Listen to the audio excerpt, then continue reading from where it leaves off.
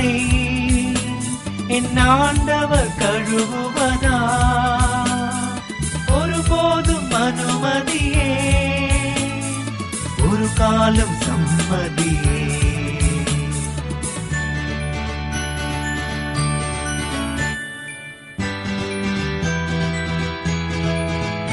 நான் செய்வது இன்னதென்று இப்போது புரியாத பின்னரே புரிந்து கொள்வான். உன் பாதம் கழுவிட அனுமதியாவிடு, என்னோடு பங்கில்லை.